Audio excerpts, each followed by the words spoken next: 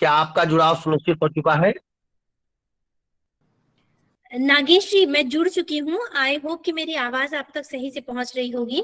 जी जी ma'am, सादर प्रणाम ma'am, सादर प्रणाम। जी नमस्ते नागेश जी।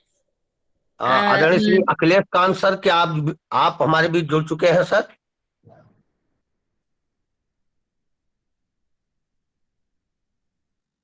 मैं एक बार अश्योर करती हूँ, है ना, अखिलेश के लिए।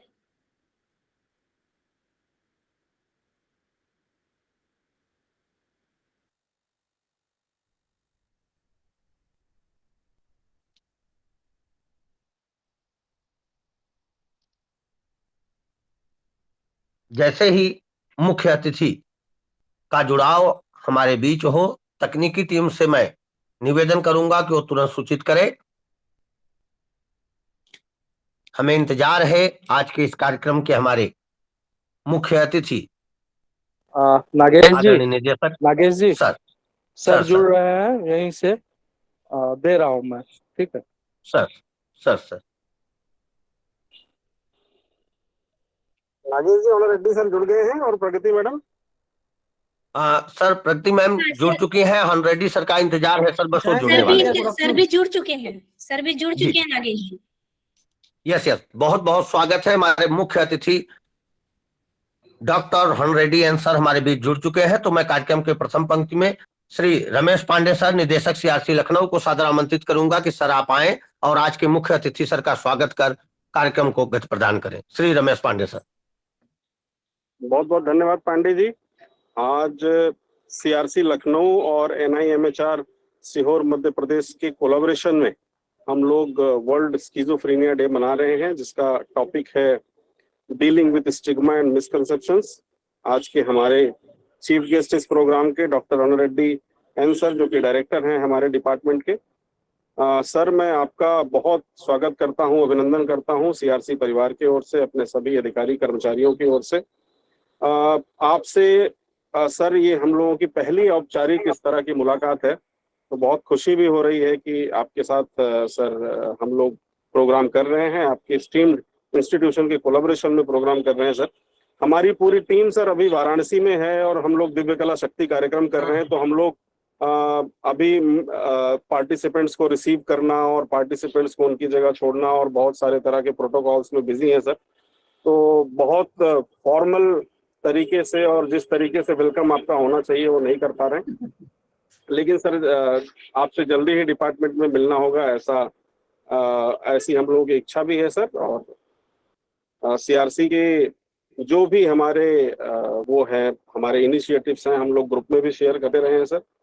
प्रगति जी का मैं बहुत स्वागत कर रहा हूँ, अखिलेश कांत जी का बहुत स्वागत कर रहा हूँ, और हमारे सीआरसी लखनऊ के जो भी ऑफिसर्स और स्टाफ इस प्रोग्राम को कोऑर्डिनेट कर रहे हैं, उन सबको बहुत शुभकामनाएं दे रहा हूँ इस कार्यक्रम की सफलता की।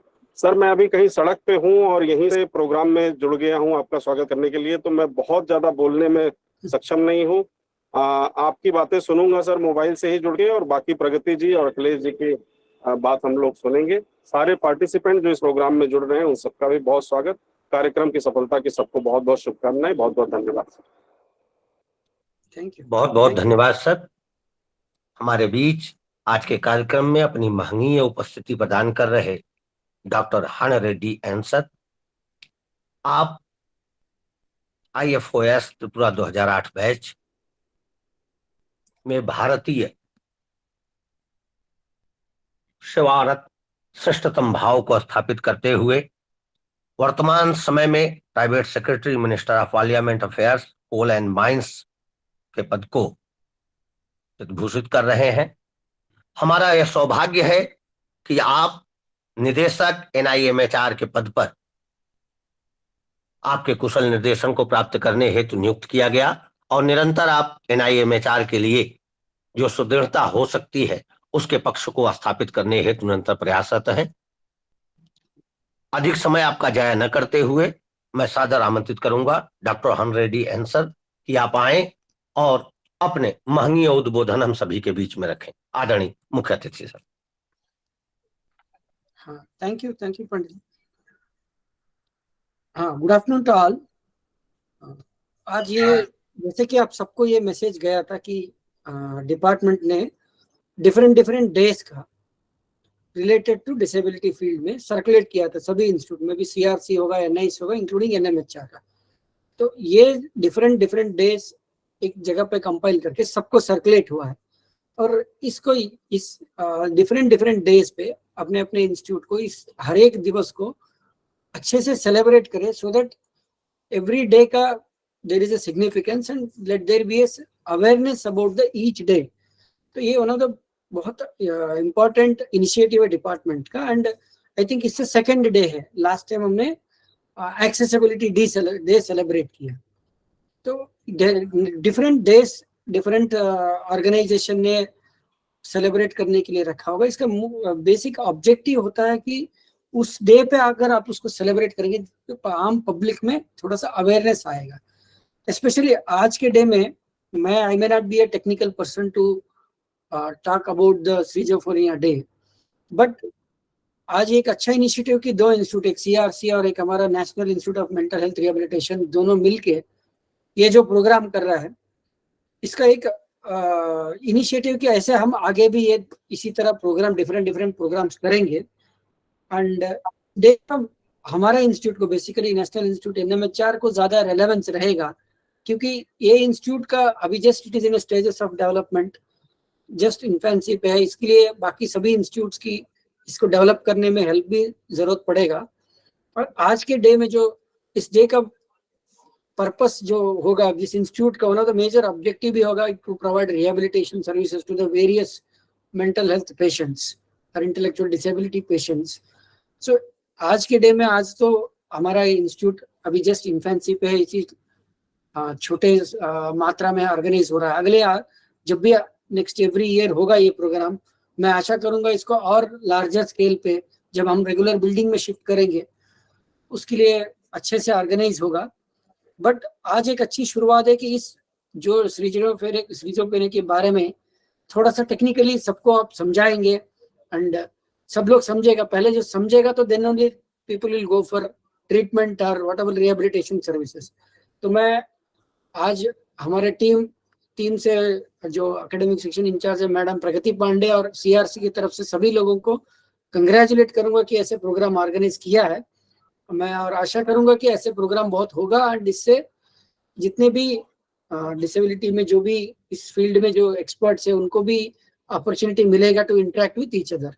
और ज्यादा टाइम ना लेते हुए I request the programmer to continue the programme, and I will also be listening to the various technical presentations will be made. Thank you very much. बहुत बहुत धन्यवाद सर।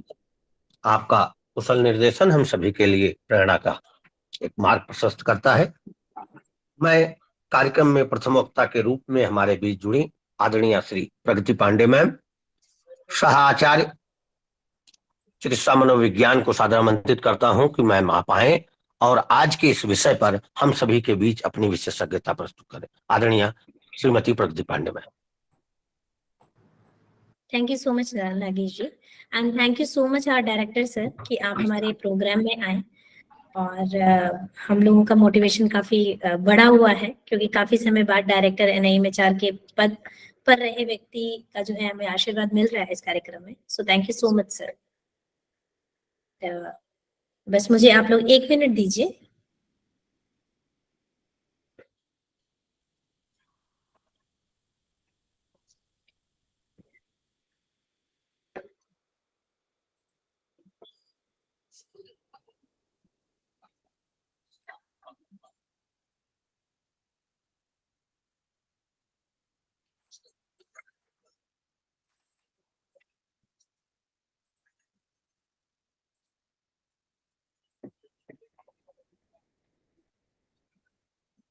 आई होप कि मेरी स्लाइड्स आप लोगों के लिए विजिबल होंगी।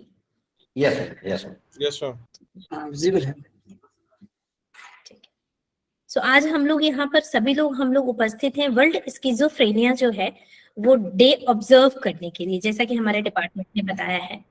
और जैसा कि सर ने भी बताया कि हम अलग अलग तरीके के डेज जो है जो रेलिवेंट हैं पर्सन विद डिसेबिलिटी के लिए वो ऑब्जर्व कर रहे हैं। थोड़ा सा मैं आप लोगों को यहाँ बताना चाहूंगी कि वर्ल्ड स्किज़ोफ्रेनिया डे डिसेबिलिटी से रिलेटेड कैसे है और आगे की प्रेजेंटेशन में भी हम लोग इस पे फोकस करेंगे कि क्यों डिपार्टमेंट ऑफ डिसेबिलिटी जो है वो फोकस करता है वर्ल्ड स्किज़ोफ्रेनिया डे पर, या NIMHR या CRC इसको क्यों जो है अपने ऑब्जेक्टिव्स के साथ लेकर के और इस डे को जो है वो सेलिब्रेट कर रहे हैं।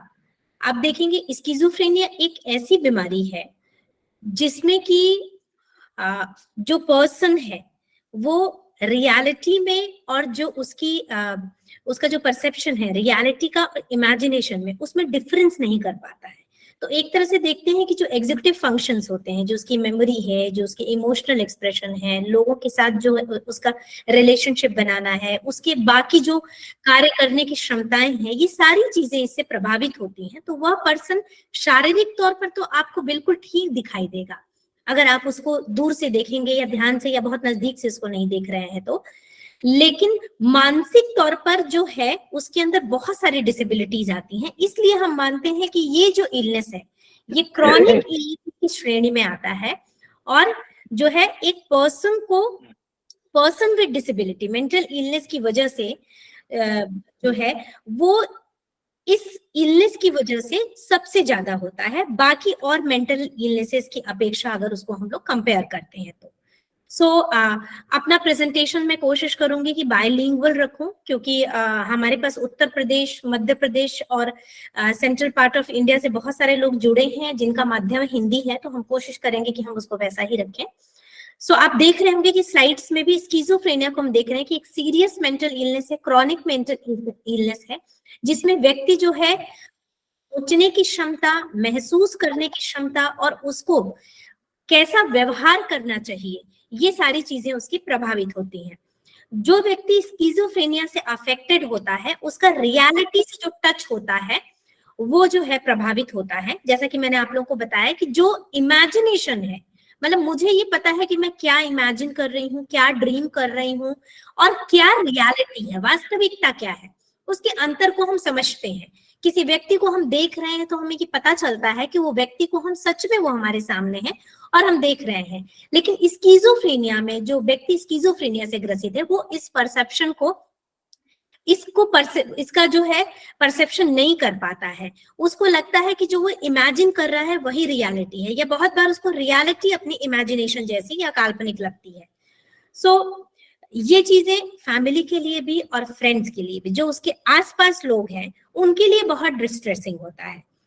सिम्टम्स जो होते हैं वो क्या क्या होते हैं वो हम लोग आपको थोड़ा सा मैं आप लोगों को डिटेल में बताऊंगी कि जो इसके सिम्टम्स होते हैं, एक तो वो डिफिकल्टी क्रिएट करते हैं कि वो अपनी एवरीडे की जो एक्टिविटीज है, अपना नहाना है, खाना है, लोगों से कांटेक्ट करना है, बातचीत करना है, अपने वर्क प्लेस पर जाकर के अपना काम करना है, ये सारी चीजें वो नहीं कर पाते हैं।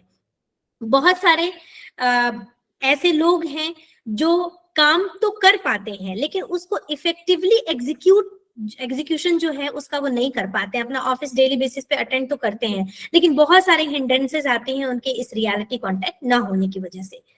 तो हम ये मानकर चलते हैं कि स्किज़ोफ्रेनिया जो है वो मेंटल इलनेसेस की ऐसी कैटेगरी में आता है जो डिसेबिलिटी क्रिएट करते हैं या डिसेबलिंग मेंटल हेल्थ कंडीशंस है। ठीक है, ट्रीटमेंट अगर हम देखते हैं कि ट्रीटमेंट जो है, अगर प्रॉपर ट्रीटमेंट या इफेक्टिव ट्रीटमेंट जो है उस पर्सन का या उसका चल रहा है तो ये बहुत सारी जो उसकी कठिनाइयां हैं ये कम हो जाती हैं। लेकिन चूंकि इसके बारे में बहुत सारे स्टिग्मा हैं, बहुत सारे मिसकंसेप्शंस हैं, बहुत सारी और समस्याएं हैं, जैसे मेंटल हेल्थ प्रोफेशनल्स का कम होना, लोगों को उसके बारे में जानकारी ना होना, उन तक पहुंच पाने में सक्षम ना होना, या पहुंच पाने की जो इनकी इच्छा होती है वो जो है स्टिग्मेटाइज्ड होना। तो इस वजह से ट्रीटमेंट तक बहुत सारे लोग पहुंच ही नहीं पाते हैं। ठीक है, अगर हम प्रेवलेंस की बात करते हैं स्किज़ोफ्रेनिया की तो आप देखेंगे कि 1000 इंडिविजुअल्स में, है ना, ये इंडिया का ही प्रेवलेंस है, लगभग 3 ऐसे व्यक्ति हैं जो इस डिसेबलिंग मेंटल हेल्थ कंडीशन से जो है ग्रसित है। ऐसे देखने में तो ये बहुत बड़ा नंबर नहीं लग रहा है, लेकिन जब आप इसको डिवाइड करेंगे हमारी टोटल पॉपुलेशन से तब आप समझेंगे कि इसकी भयावहता कितनी है। और इसमें से मैक्सिमम वो लोग हैं प्रॉपर ट्रीटमेंट और प्रॉपर रिहैबिलिटेशन नहीं मिल पाता है। ठीक है, ऐसा जो रिसर्चेस है वो ऐसा बताती हैं कि ये मेल्स में ज्यादा कॉमन है एज कंपैरिजन टू फीमेल्स। ठीक है, एज ऑनसेट की बात अगर करते हैं तो लगभग ये जो है अडोलेसेंट या अर्ली ऑनसेट की अगर हम बात करते हैं तो अडोलेसेंट एज में जो है बहुत ज्यादा इसका ऑनसेट देखा गया है। मोस्टली 15 to 25 इयर्स की अगर हम बात करते हैं तो उसमें जो है इसका ऑनसेट जो है ज्यादा, मतलब इसके सिम्टम्स या लक्षण दिखाई देने शुरू हो जाते हैं। आमतौर पर जो हम लोगों के पास केसेस आते हैं उसमें हम देखते हैं कि इसका एज का ऑनसेट अगर आप इस तरह से देखना चाहो कि क्लास 10th के बाद, क्लास 11th के बाद, जब बच्चे जो है इस एज में होते हैं, लगभग 16-17 साल की एज में होते हैं, तो हमको इसके सिम्टम्स दिखाई देने शुरू हो जाते हैं। सिम्टोमेटोलॉजी की अगर हम बात करते हैं तो दो तरह से इसको हम लोग डिफाइन करते हैं। मैं आप लोगों को थोड़ा सा यहाँ क्लियर करूंगी कि ये नेगेटिव सिम्टम्स या पॉजिटिव सिम्टम्स जो हम लोग बात कर रहे हैं वो क्या है। तो मैं आप लोगों को बताऊंगी कि मेल्स में जो है वो नेगेटिव सिम्टम्स ज्यादा होते हैं और फीमेल्स में बहुत बार जो है वो पॉजिटिव सिम्टम्स ज्यादा देखे गए हैं। या अफेक्टिव सिम्टम्स ज्यादा देखे गए हैं। तो ये नेगेटिव सिम्टम्स क्या होते हैं? स्किज़ोफ्रेनिया में हम दो तरह के सिम्टम्स देखते हैं, पॉजिटिव सिम्टम्स और नेगेटिव सिम्टम्स। अगर पॉजिटिव सिम्टम और नेगेटिव सिम्टम्स को थोड़ा और बेहतर तरीके से समझना चाहते हैं तो इसको हम ऐसे सोच सकते हैं कि पॉजिटिव मतलब कुछ एड ऑन हुआ है, हमारे व्यवहार में कोई नई चीज आई है तो वो पॉजिटिव हो गया, प्लस हो गया, है ना, कुछ ऐड हुआ, प्लस हुआ कुछ। नेगेटिव सिम्टम्स हमारे व्यवहार से कुछ चीज गई यानी माइनस हो गई, नेगेटिव हो गई। तो जैसे कि नेगेटिव सिम्टम्स में ऐसा आया कि लैक ऑफ इनिशिएटिव हो गया, वो अपनी सेल्फ केयर नहीं कर रहा है, पुअर सेल्फ केयर है, नहाना धोना नहीं है, अपने काम पे नहीं जा रहा है, स्टूडेंट है तो पढ़ाई नहीं कर रहा है, एक जगह बैठा हुआ है, अकेले, इस तरह के सिम्टम्स बहुत कॉमन दिखाई देते हैं। वुमेन्स में अगर अफेक्टिव सिम्टम्स की बात करें तो बहुत बार उनके अंदर इरिटेबिलिटी ज्यादा दिखाई देती है, या फिर जो है बहुत ज्यादा गुस्सा करना, अब्यूजिव होना, इस तरह की चीजें, यानी कुछ ऐड हुआ उनके व्यवहार में, ये चीजें उसमें ज्यादा दिखाई देती हैं। तो इस तरह से हम सिम्टम्स को डिफाइन करते हैं मेल्स और फीमेल्स के टर्म्स में। अगर और ज्यादा एपिडेमियोलॉजी में हम जाते हैं, आगे बढ़ते हैं इसको देख करके, सो प्रोग्नोसिस में भी अगर हम देखते हैं तो वुमेन और मेन में ये चीजें हम आपको इसलिए बता रहे हैं क्योंकि हम बेसिकली स्टिग्मा और जो है मिसकंसेप्शंस को डील करने के लिए पर्टिकुलरली हम लोगों ने ये प्रेजेंटेशन रेडी किया है। तो इसलिए जानना बहुत जरूरी है। कई बार हमारे पास लोग आते हैं, उनको लगता है कि ये ऐसे डिसऑर्डर है जो केवल मेल्स में होता है, या ऐसा डिसऑर्डर है जो केवल फीमेल्स में होता है ना। तो बहुत बार क्या होता है कि नेगेटिव सिम्टम्स की वजह से बहुत बार मेल्स में ये चीजें दिखाई देनी या परिवार को समझ में आनी देर से शुरू होती हैं, और अगर इरिटेबल हो जाएंगे, अब्यूजिव हो जाएंगे, सेल्फ मटरिंग करेंगे, तो वो चीजें फीमेल्स में बहुत जल्दी दिखाई देनी शुरू हो जाती हैं। तो इस वजह से बहुत बार जो है ये मिसकंसेप्शन होता है कि मेल्स में ये चीजें नहीं होती हैं, फीमेल्स में ज्यादा होती हैं। ठीक है, तो अगर हम प्रोग्नोसिस की बात करते हैं, प्रोग्नोसिस मतलब उसके ठीक होने के कितने चांसेस हैं भविष्य में, तो हम ये देखते हैं कि वुमेन्स जो होती हैं अगर वो स्किज़ोफ्रेनिया के साथ में हैं तो उनके आउटकम्स जो हैं वो बेहतर होते हैं बजाय अगर उसको हम मेन से कंपेयर करते हैं तो, है ना। और फीमेल्स की सोशल फंक्शनिंग भी जो होती है वो ज्यादा बेहतर हो जाती है अगर हम उसको प्रॉपरली ट्रीट करते हैं एज कंपैरिजन टू मेंस, क्योंकि फीमेल्स में पॉजिटिव सिम्टम्स ज्यादा होते हैं और मेल्स में नेगेटिव सिम्टम्स ज्यादा होते हैं। नेगेटिव सिम्टम्स को का ट्रीटमेंट जो होता है उसके लिए उसके असर आना देर से शुरू होता है, इसलिए जो है रिसर्चेस में ये बात जो है सामने आती है कि प्रोग्नोसिस जो है वुमेन्स में बेटर होता है as comparison to mens. Common symptoms जो मैं आप लोगों को अभी बताती भी आई हूँ, लेकिन थोड़ा सा उसको डिटेल में जाने की कोशिश करते हैं। तो कॉमन जो सिम्टम्स हैं जिससे कि आप पहचान सकते हैं किसी भी व्यक्ति को कि क्या इसके अंदर स्किज़ोफ्रेनिया के लक्षण दिखाई दे रहे हैं, ठीक है। तो साइकोटिक डिफरेंट इसमें हम लोग इसको जो है कैटेगराइज करते हैं। अब जैसे मान लीजिए कि अगर साइकोटिक सिम्टम्स की हम बात करते हैं तो उसमें हेलुसिनेशंस हैं, डिल्यूजन है, थॉट डिसऑर्डर है, मूवमेंट डिसऑर्डर है, इस तरह की चीजें सामने आती हैं। हेलुसिनेशंस मतलब कि वो व्यक्ति जिसको स्किज़ोफ्रेनिया है वो किसी ऐसे व्यक्ति को देख रहा है जिसको और लोग नहीं देख पा रहे हैं, वो ऐसी आवाजें सुन रहा है जिसको कोई और नहीं सुन पा रहा है। उसको इस तरह के जो है स्मेल्स आ रही हैं जो आसपास एक्चुअली है ही नहीं। वो अपने जीभ में उस स्वाद को महसूस कर रहा है जो वास्तव में है ही नहीं। उसकी फीलिंग्स ऐसी हैं जो एक्चुअल में एग्जिस्ट नहीं करती है या उन चीजों को लेकर के हैं जो एग्जिस्ट नहीं करती हैं। तो हैलुसिनेशन एक बहुत कॉमन सिम्टम है स्किज़ोफ्रेनिया में। डिल्यूजन्स की अगर हम बात करें तो उस व्यक्ति को ये बहुत स्ट्रॉन्ग बिलीव होता है कि जो वो सोच रहा है या जो वो महसूस कर रहा है वो बिल्कुल सही है, भले ही वो कितना भी इरेशनल हो या कितना भी उसका रियलिटी से कांटेक्ट ना हो। जैसे मैं आपको एक एग्जांपल दूंगी कि व्यक्ति को ये लगने लगता है कि उसके आसपास के जो लोग हैं वो उसको मारना चाहते हैं, तो वो ये शक करना शुरू कर देता है कि आसपास के लोग कहीं ऐसा तो नहीं कि उसके जो है खाने में जहर मिला देंगे। तो ये जो उसका स्ट्रॉन्ग बिलीफ सिस्टम होता है, बिलीफ होता है कि लोग उसको नुकसान पहुंचाना चाहते हैं, उसके परिवार के सदस्य उसको मारना चाहते हैं, इस बिलीफ सिस्टम से उसका जो अपने परिवार से जो है वो रिलेशन जो है अफेक्टेड होता है। और वो इसको इस हद तक मानता है कि आप चाहें जितना भी कोशिश कर लें, अगर वो अंडर ट्रीटमेंट नहीं है, आप चाहे जितना भी कोशिश कर लें या लॉजिकली उसको बताने की कोशिश करें, वो उसको मानता नहीं है कि हाँ मुझे कोई हार्म नहीं करना चाहता है या मुझे कोई मारना नहीं चाहता है। उसको ये लगने लगता है कि वो जो सोच रहा है या उसके दिमाग में जो थॉट्स आए हैं वो लोग सुन ले रहे हैं, या वो जो है ऐसा तो नहीं कि टीवी पे प्रसारित हो जा रहा है। तो इस तरह की चीजें जो है आती हैं। थॉट डिसऑर्डर में भी हम लोग देखते हैं कि उनकी थिंकिंग जो है वो अनयूजुअल जो है होती है। और मूवमेंट डिसऑर्डर में आप कई बार देखेंगे कि बहुत ही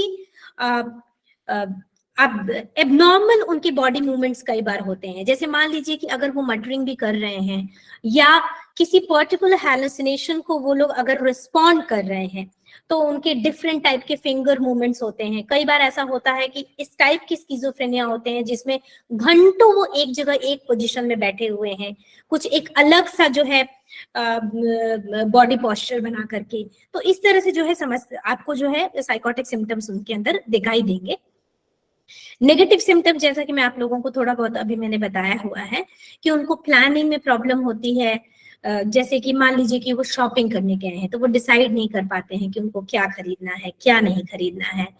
उनको अपने जो फीलिंग्स होती हैं, एवरीडे लाइफ में जो चीजें होती हैं, उनको जो है एक्सप्रेस करने में उनको प्रॉब्लम होती है। आप देखोगे तो उनका फेस बहुत ब्लंट दिखाई देता है। खुशी के मूवमेंट आएंगे या दुख का मूवमेंट आएगा, वो अप्रोप्रिएटली रिएक्ट नहीं कर पाते हैं। वो बहुत ही डल वॉइस में बात करते हैं, लिमिटेड फेशियल एक्सप्रेशन होते हैं, मतलब बिल्कुल नम दिखाई देगा उनका चेहरा। कई बार आपको ऐसा लगेगा कि उनके चेहरे पर किसी तरह के कोई फेशियल एक्सप्रेशन नहीं है, चाहे बात कैसी भी हो।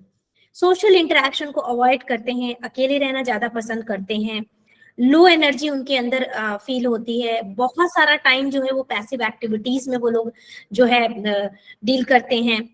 बहुत सारे एक्सट्रीम केसेस में ऐसा भी होता है कि वो चलना फिरना बंद कर दें, एक जगह पड़े हुए हैं, खाना पीना बंद कर दें, किसी से भी रिस्पॉन्ड रिएक्ट ना करें, है ना। अचानक से उनके वजन में जो है कमी होना, ठीक है, या एक जगह बहुत लंबी पोजीशन में जो है उनका बैठे रहना या किसी एक पर्टिकुलर पोस्चर को घंटों तक या हो सकता है कई दिनों तक मेंटेन करके रखना।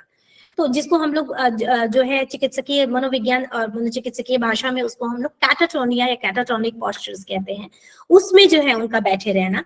तो ये चीजें हम लोगों को दिखाई देती हैं। इसके अलावा कुछ कॉग्निटिव सिम्टम्स भी होते हैं कि हमने देखा कि कुछ साइकोटिक सिम्टम हैं, कुछ ऐसे सिम्टम्स हैं जो उनके अंदर जो है उनकी जो ओवरऑल एक्टिविटी थी उसमें से डिक्रीज हो गए हैं, कुछ चीजें, कुछ व्यवहार चले गए हैं, ठीक है। उसके अलावा कुछ कॉग्निटिव सिम्टम्स होते हैं। कॉग्निटिव सिम्टम्स में मतलब याद नहीं रख पाना, बार बार चीजों को भूलना। उन्हें याद नहीं रहेगा कि उन्हें खाना खाया या नहीं खाया, या फिर उन्हें ये याद नहीं रहेगा कि उनको कॉम भी करना है। लैक ऑफ इनिशिएटिव्स हमको उनके में दिखाई देता है। उनको कोई काम करना है, कहीं जाना है, वो पढ़ाई कर रहे थे, उनके एग्जाम से, इस तरह की चीजें उनको ध्यान में नहीं रहेंगी। इंफॉर्मेशंस को प्रोसेस करने में और डिसीजन मेकिंग में उनको प्रॉब्लम होती है, क्योंकि रियलिटी का जो परसेप्शन है वही उनका डिस्टर्ब होता है। Trouble having trouble using information immediately after learning it, है ना, कि अगर उन्होंने कोई चीज लर्न भी की है ना तो उसको वो प्रोसेस नहीं कर पाते हैं, लंबे समय तक जो है उसको ध्यान नहीं रख पाते हैं। ठीक है, जैसे मान लीजिए कि उनको कहीं जाना है, उन्होंने एक एड्रेस देखा, उस एड्रेस पर जाने से पहले ही अगर उन्होंने कोई मैपिंग की अपने दिमाग में, वहां तक पहुंचने से पहले ही जो है उनको उनकी जो वो मैपिंग है वो खत्म हो जाएगी, या उस एड्रेस का जो इमेजेस था उनके दिमाग में वो समाप्त हो जाएगा, तो उस जगह पर वो पहुंच ही नहीं पाएंगे। तो इसलिए बहुत बार ऐसा होता है कि घर से बाहर निकलने के बाद इस तरह के पेशेंट्स जो है गलत जगह पर पहुंच जाते हैं, एंड फिर वो बाद में जो है उनको रेस्क्यू करना पड़ता है। हैविंग ट्रबल फोकसिंग और पेइंग अटेंशन, किसी एक कार्य पर लंबे समय तक ध्यान देने में जो है उनको समस्या आती है। तो ये सारे कॉग्निटिव सिम्टम्स जो हम लोगों को आते हैं। कॉजेज इसके क्या हैं, इसको मैं बताऊंगी, और फिर इसके जो है ट्रीटमेंट के बाद जो बाकी मिसकंसेप्शंस हैं वो हमारे जो कलीग हमारे साथ हैं अखिलेश जी, वो उस पर प्रकाश डालेंगे। अब सवाल ये आता है हम लोगों के सामने, हम सोचते हैं कि ये होता क्यों है ना, ये पर्टिकुलर मेंटल इलनेस इतना क्रॉनिक है तो होता क्यों है, ठीक है। इसके बहुत सारे जो है, मैं ये कहूंगी इस समय कि अगर शोधकर्ताओं के बारे में देखा जाए या शोधों को देखा जाए, रिसर्चेस को देखा जाए, तो अभी तक किसी एक पर्टिकुलर रीजन पर हम लोग नहीं पहुंच पाए हैं कि एक कोई चीज है जिसको हम कहें कि ये रिस्पॉन्सिबल है। लेकिन जो हमारे पास थ्योरीज है उसके बेसिस पर, जो लर्निंग है अभी तक की उसके बेसिस पर, जो रिसर्चेस हमारे सामने है, हम कह सकते हैं कि एक तो जेनेटिक्स बहुत इंपॉर्टेंट है इसमें। Schizophrenia sometimes runs in a family. इसका ये मतलब नहीं है कि जिनकी फैमिली में स्किज़ोफ्रेनिया नहीं है वो नहीं होगा, ऐसा नहीं है, लेकिन जिनकी फैमिलीज में है वहां होने के चांसेस ज्यादा होते हैं। However, just because only family member has schizophrenia, it doesn't mean that other members will also have it, है ना। एनवायरमेंटल कंडीशन वहां बहुत सारे रोल प्ले करते हैं। आप एक बार देख सकते हैं कि अगर फिजिकल डिसऑर्डर्स को हम लोग देखते हैं, है ना, तो फैमिली में अगर डायबिटीज रन कर रहा है, ब्लड प्रेशर रन कर रहा है ना, तो जरूरी नहीं है कि आगे की ऑफ स्प्रिंग्स में अगर 4 बच्चे हैं तो उसमें जो है सभी में ये चीजें आए या आए ही ये भी आवश्यक हो। एनवायरमेंटल कंडीशन भी बहुत इंपॉर्टेंट होते हैं। तो जैसे वहां एनवायरमेंटल कंडीशन जेनेटिक्स के साथ में इंपॉर्टेंट है, वैसे ही हमारे मेंटल इलनेसेस में भी एनवायरमेंटल कंडीशंस बहुत इंपॉर्टेंट होते हैं अलोंग विद द जेनेटिक्स। तो रिसर्चर्स ये सजेस्ट करती हैं कि combination of genetic factors and aspects of a persons environment, है ना, उसके अपने जो लाइफ एक्सपीरियंसेस हैं, उसके आसपास का जो एनवायरनमेंट है, उसका अपना कोपिंग स्ट्रैटेजी है, उसका जो सपोर्ट सिस्टम है ना, वो सारी चीजें जो है अगर नेगेटिव है, अनफेवरेबल है, उसका सपोर्ट सिस्टम नहीं है, उसका एक पुअर जो है कोपिंग स्ट्रैटेजी है, बहुत सारे स्ट्रेसर्स हैं जिससे वो इफेक्टिवली डील नहीं कर पा रहा है, और साथ में अगर जेनेटिक फैक्टर्स भी जो है हैं, तो वहां पर चांसेस जो है उसके स्किज़ोफ्रेनिया होने के या किसी और मेंटल डिसऑर्डर होने के बढ़ जाते हैं। ये भी आवश्यक नहीं है कि अगर परिवार में स्किज़ोफ्रेनिया रन कर रहा है तो आगे की ऑफ स्प्रिंग्स में एनवायरमेंटल कंडीशंस अनफेवरेबल होने की वजह से स्किज़ोफ्रेनिया ही आएगा। ऐसा भी हो सकता है कि उसको किसी और तरह की मेंटल इलनेसेस या क्रॉनिक या लेस क्रॉनिक मेंटल इलनेसेस जो है दिखाई दे हमको। These environmental factors may include living in poverty, है ना, क्योंकि बहुत सारे स्ट्रेसर्स होते हैं, स्ट्रेसफुल और डेंजरस सराउंडिंग, है ना, बहुत सारे डेंजरस, पर्टिकुलरली वो इंसान बहुत समय तक, सपोज मान लो किसी ऐसी जगह पर रहा जहां पर कंफर्टेबल एनवायरनमेंट ना रहा, जहां पर हमेशा एक डर बना रहे, है ना, जैसे मान लो बॉर्डर एरियाज में जो लोग रहते हैं, किसी ऐसी जगह पर रहते हैं जहां पर किसी तरह के अटैक होने के चांसेस हैं, तो इस तरह अगर जगह पे लंबे समय तक रहते हैं और जेनेटिक फैक्टर भी है तो किसी तरह का मेंटल इलनेस आ सकता है। And exposure to various viruses, nutritional problems before birth, ये सारी चीजें कंट्रीब्यूट करती हैं मेंटल इलनेसेस होने के लिए एनवायरमेंटल कंडीशन में, अगर हम देखते हैं along with the genetics. Brain structure and brain function की बात करते हैं। अभी पूरी तरह से तो ये पता नहीं है कि एक्चुअल में जो है, जो research shows that the people with schizophrenia may be more likely to have differences in the size of certain brain areas, है ना। हर बार नहीं ऐसा देखा गया है, लेकिन ऐसा देखा गया है कि कुछ पर्टिकुलर पार्ट या तो एनलार्ज होते हैं या फिर वो उनका जो साइज होता है वो छोटा होता है, ठीक है। तो ये चीजें जो है ये भी अफेक्ट करती हैं, लेकिन अभी ये पूरी तरह से प्रूव्ड नहीं है कि एग्जैक्टली कौन सा फैक्टर सबसे ज्यादा इफेक्टिव होता है। ट्रीटमेंट की अगर हम बात करते हैं, है ना, मिसकंसेप्शंस में अभी अखिलेश आपको बताएंगे, लेकिन बहुत बार ऐसा होता है कि हम ट्रीटमेंट तक नहीं पहुंच पाते हैं। अगर हमको कोई ऐसा व्यक्ति है जो सेल्फ मटरिंग करते हुए, मतलब अपने आप में बात करते हुए दिख रहा है ना, किसी को रिस्पॉन्ड कर रहा है, उसके सामने कोई ऐसा नहीं है, या वो किसी और व्यक्ति से बात करते हुए दिख रहा है, इस तरह की चीजें दिखती है, तो हम लोग आम तौर पर फेथ हीलर्स के पास पूजा पाठ कराना या उसका झाड़ फूक कराना, इस तरह की चीजों में बहुत बार जो है लेकर के जाते हैं। हम पर्टिकुलर उसका जो इलाज होना चाहिए वहां तक पहुंच ही नहीं पाते हैं। और अगर हमको कई बार जानकारी भी होती है कि हमको जाना है या इलाज लेना है, तो कहाँ जाना है ये पता नहीं होता है। ठीक है, तो बहुत सारे तरह के ट्रीटमेंट्स की हम लोग बात करते हैं। अब उसमें वैरायटी ऑफ एरियाज हैं जिसको हमको टैकल करने की जरूरत होती है। जो फर्स्ट एरिया है वो है मेडिकेशन, क्योंकि जो न्यूरोट्रांसमीटर जो है वेरिएशंस होते हैं, उनको कंट्रोल करने के लिए मेडिकेशन जो है वो सबसे इम्पोर्टेंट है, और जो है वो देना समय पर बहुत आवश्यक है एक मनोचिकित्सक की देखरेख में। दूसरा जो ट्रीटमेंट का पार्ट आता है मेडिकेशन के साथ साथ, है ना, ये ऑल्टरनेटिव्स नहीं है, आप ये ध्यान रखिएगा कि अलग अलग डोमेन नहीं है ना। मेडिकेशन होगा, साइको, ये सारी चीजें एक ही व्यक्ति पर अप्लाई होंगी, कि उसका ट्रीटमेंट भी चल रहा है, आप इलाज भी करा रहे हो, फिर उसी पर्सन को आप साइकोथेरेपी के लिए भी लेके जा रहे हो। ताकि जो हम लोग बात कर रहे थे कि उसको डिल्यूजन्स होते हैं या इस तरह का उसके अंदर अगर विश्वास होता है कि कोई इसको मारना चाहता है, तो ये चीजें जो हैं वो मेडिकेशन से बहुत बार उसका जो बिलीफ सिस्टम होता है, थॉट प्रोसेसेस होते हैं, उनका बदलाव नहीं किया जा सकता है। हेलुसिनेशंस पे कैसा रिएक्ट करना है, रियल, उनको लोग दिखाई देने तो कम हो जाएंगे, लेकिन ऐसा होता है कि अगर दिखाई देंगे फिर भी वो रियलिटी और इमेजिनेशन को अलग अलग परसीव नहीं कर पाएंगे। तो ये चीजें साइकोथेरेपी में उनको बताई जाती हैं कि what is the difference between the reality and imagination. कैसे आप आइडेंटिफाई करोगे, आप कैसे रिएक्ट करोगे इस सिचुएशंस में आते हो। तो अगर कोई एक पर्टिकुलर पर्सन 10 साल तक मेंटल इलनेस की कंडीशन में रहा, दवाइयों की वजह से, उसकी इलनेस की वजह से उसका सारा सोशल सर्कल, सारा उसका जो इमोशनल एक्सप्रेशन है, वो सारी चीजें अफेक्ट हुई हैं, उसका एजुकेशन अफेक्टेड हुआ है, तो ये सारी चीजों को कैसे हमको रिवर्स करना है ना। 10 इयर्स तक वो सोशल कांटेक्ट में नहीं रहा, अब उसको एंजाइटी हो रही है अगर वो किसी से मिलने जाता है। सो ये सारी चीजें जो है वो साइकोथेरेपीज में डील की जाती हैं, कि हम उसको सोशल स्किल ट्रेनिंग देते हैं, हम उसको बताते हैं कि किस सिचुएशन में कैसा रिस्पॉन्ड करना है, 10 साल में कौन से दुनिया में बदलाव आने हैं जिसको उसको लर्न करना है इन बदलावों को। ठीक है, उसकी कौन कौन सी ऐसी चीजें हैं या मेडिकेशन के अफेक्ट हैं जिससे उसको डील करना है। अगर उसकी मेमोरी वीक हो गई है तो कैसे उससे डील करेगा।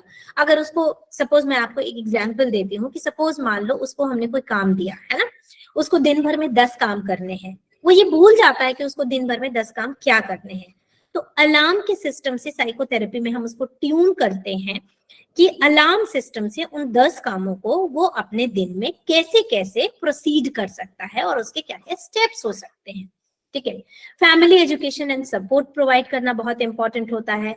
कोऑर्डिनेट स्पेशलिटी केयर, है ना, ये चीजें जो है हम लोग बहुत ध्यान रखते हैं। असर्टिव कम्युनिटी ट्रीटमेंट, है ना, कम्युनिटी में उसको ले जाना, उनसे इंटरेक्ट कराना, ये सारी चीजें जो है सपोर्टिव थेरेपीज हैं। फैमिली मेंबर्स को उनके जो है वो एजुकेट करना, साइको एजुकेट करना, रिलैप्स के चांसेस को बताना, तो ये सारी चीजें मेडिकेशन के साथ साथ इम्पॉर्टेंट है।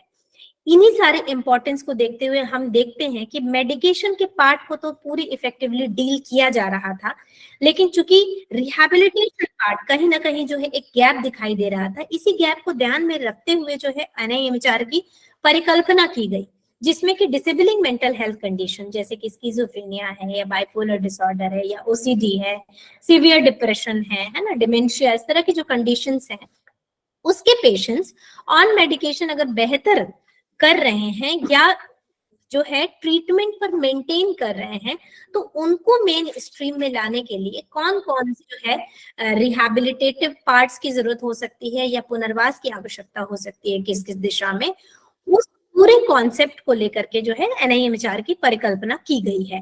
तो भविष्य में, जैसे कि सर ने, हमारे डायरेक्टर सर ने आपको बताया कि ये एक इन्फेंसी फेज में है अभी ये संस्थान, आगे जाकर के इन सभी डिसऑर्डर्स के पुनर्वास की, है ना, ट्रीटमेंट के साथ पुनर्वास की जो सुविधाएं हैं कि उनको कैसे स्किल ट्रेनिंग देना है, उनको कैसे सोशल स्किल ट्रेनिंग देना है, उनको किस तरीके से अपने मेमोरी को मैनेज करना बताना है, या उनके फैमिली मेंबर्स को और क्या ध्यान रखने की आवश्यकता है। तो ये सारा जो एक सिस्टम है जिससे कि वो सेल्फ डिपेंडेंट हो सके, ये सारी चीजें NIMHR में आगे जाकर के उपलब्ध रहेंगी। तो ये कुछ बेसिक इंफॉर्मेशन थी स्किज़ोफ्रेनिया के बारे में। अगर आपको कुछ क्वेरीज होंगी तो हम लोग प्रेजेंटेशन की एंड में उसको लेंगे। और अब जो है हमारे कलीग जो है अखिलेश, वो आगे की प्रेजेंटेशन को कंटिन्यू करेंगे। So I am requesting Akhilesh, you may kindly share the screen from your side, it will be more convenient for you.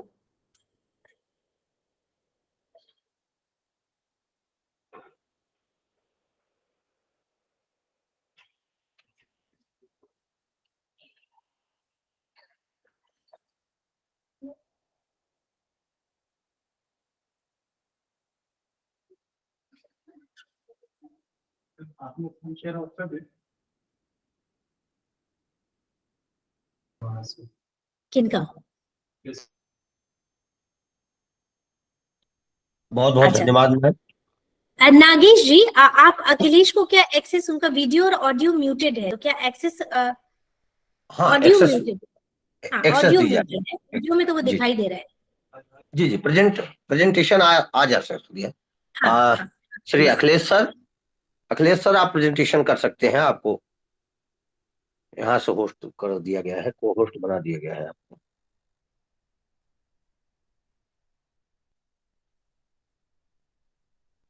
Shri Akhilesh sir,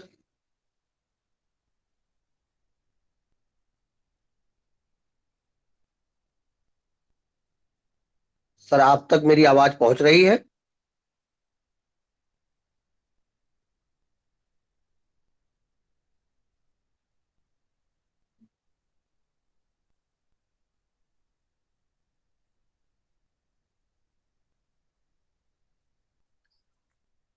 क्या अभी आपको मेरी आवाज आ रही है इसमें? Yes yes. Okay, very well. सभी को नमस्कार। काफी वक्त लगा ये सेटअप करने में, माफ कीजिए, बस 1 मिनट में चलिए।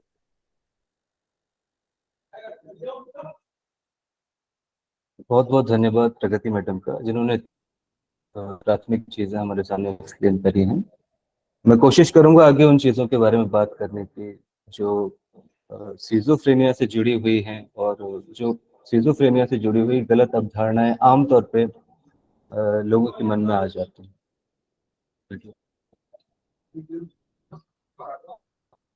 तो